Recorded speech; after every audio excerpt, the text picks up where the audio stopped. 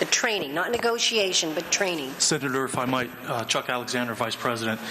The only information tangible or germane to that topic that I have personally is a memo that we were provided with the notice that they sent us on June 9th, and it's a memo dated June 17th to all staff at Sierra Conservation Center, advising the staff that on Tuesday the 24th of June and Thursday the 26th of June, they would receive training regarding the integrated housing policy.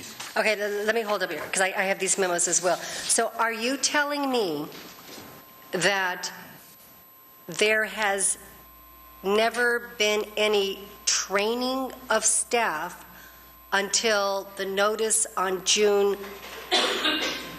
well, I have a June 9th and a June, no, this one, oh, this is theirs. Okay, up till June 19th of this year. I'm not comfortable saying never. But we are not aware of any at this point, except this memo that we just got in this notice. Mr. Jimenez? I concur.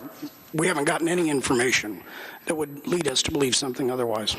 Okay, let me just go ahead and read the first paragraph into the record. It's, Dear Ms. McCune, oh, this is your response from Steve White. Where's the original letter, though?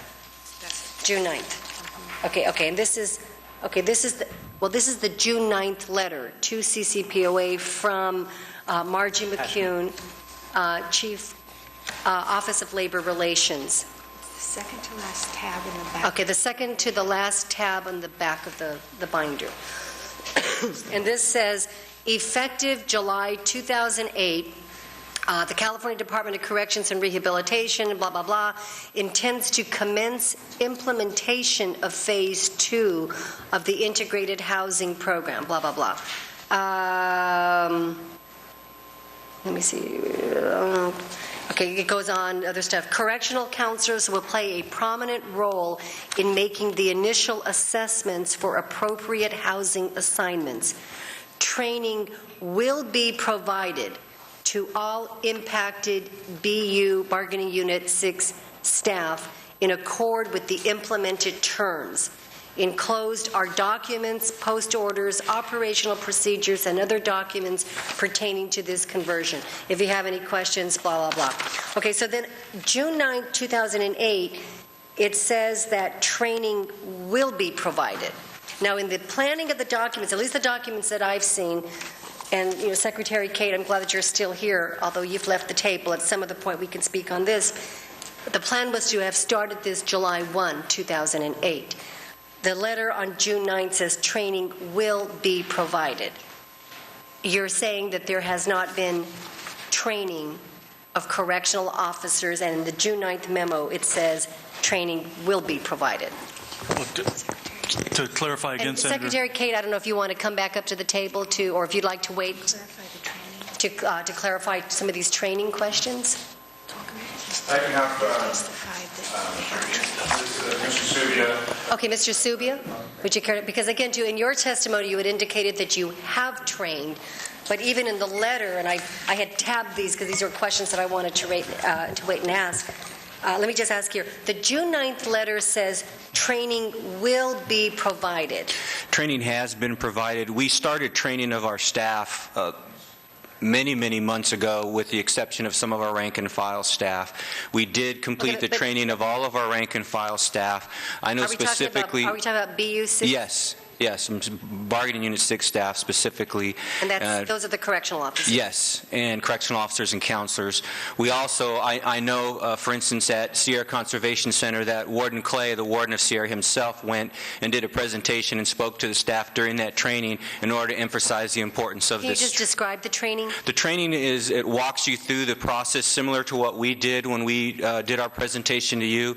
It explains the Johnson case specific to the staff so they have an understanding of how we got to where we are. Is it this, I'm tearing these out because it's easy, the overview of the lesson plan? Yes, that's the lesson plan that you have. I think you have a copy of the lesson plan in your binder. That's the actual lesson plan that was done.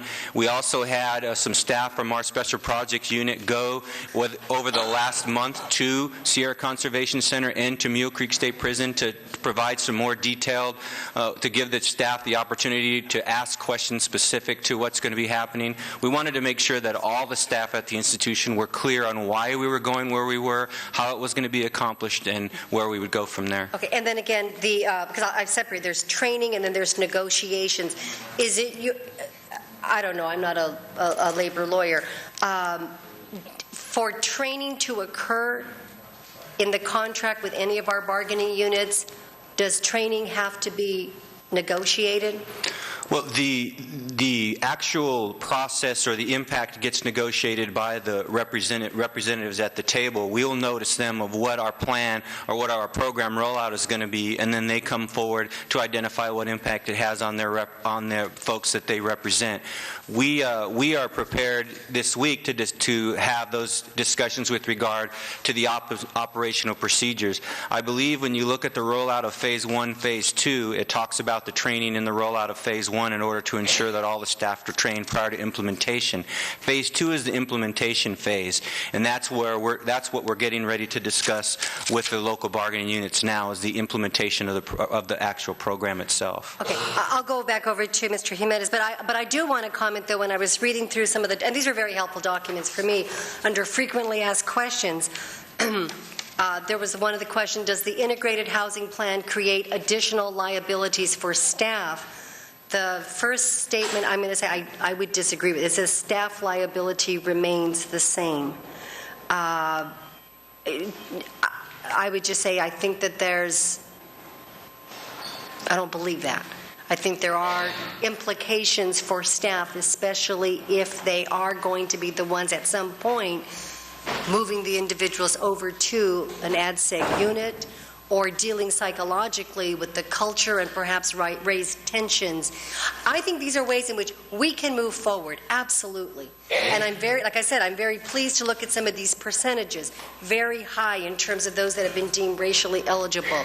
But we know it takes even a small, if it's a 1%, a 2%, that can truly rock a prison yard. And that's where we've got to be cautious. Those are the concerns that I've heard more so, that we've got to be concerned about them. Not stop, but move forward. But in that sense, it would seem to me that there is going to be an impact, and that's why I'm just trying to understand negotiations with training and where we are at this point. I'm glad you're doing it, tomorrow, but it seems, and I'm going to say it seems a bit late. I mean, Phase 2 was scheduled to begin July 1. Right.